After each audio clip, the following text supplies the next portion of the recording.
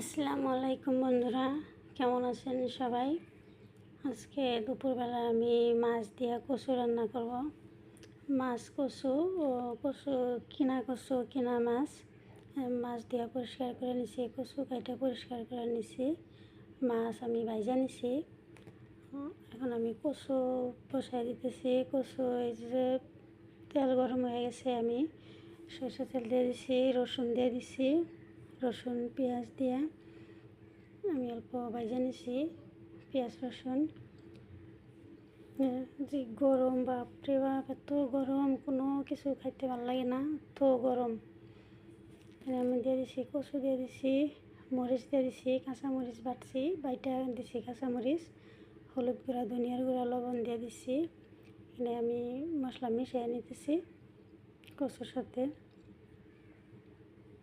এখানে একটু ঢাইকা দিব, ঢাইকা দিয়ে কষিয়ে নিতেছি। এই যে কষিয়ে নেওয়া হয়েছে। আমি কিন্তু কারে রান্না শিখাইতেছি না, আমি কিভাবে রান্না করে খাইতেছি ওটা আপনাদের সাথে শেয়ার করি।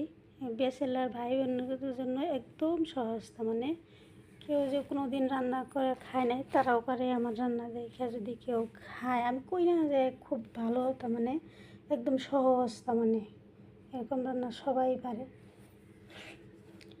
তো ঢাইকা দিছি, কষানো হয়ে গেছে, এখন ঝোল দিয়ে দিব। কচু বেশি লড়া যাইব না, ভাঙা যাব, কচু গইলা যায়। তার মানে কচু আমার ভিডিও দেখে যারা চ্যানেলটা লাইক কমেন্ট শেয়ার সাবস্ক্রাইব করছেন তাদেরকে অসংখ্য ধন্যবাদ। আর যারা এখনও করেন নাই তারা দয়া করে প্লিজ একটু like comment share and subscribe করে দিন। ঝোল দিয়ে দিচ্ছি কচু, এই যে ঝোল দিয়ে দিচ্ছি। আর এখন আমি হলো মাছ দিয়ে দিব। ঝোলটা একটু ফুটে গেলে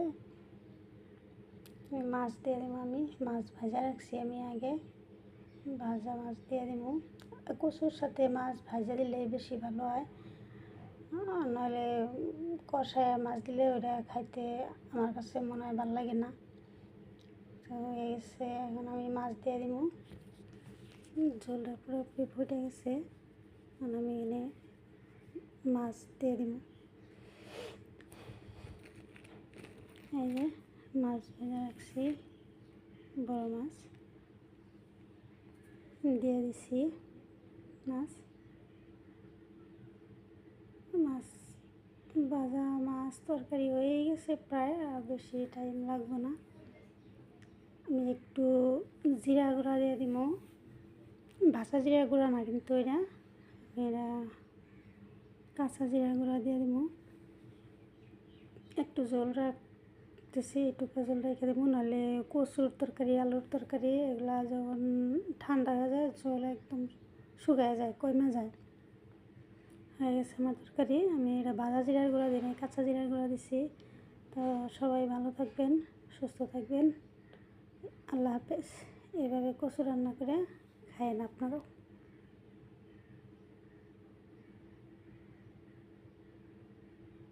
দেখেন কচু একদম মোমের মতো গইলা গেছে।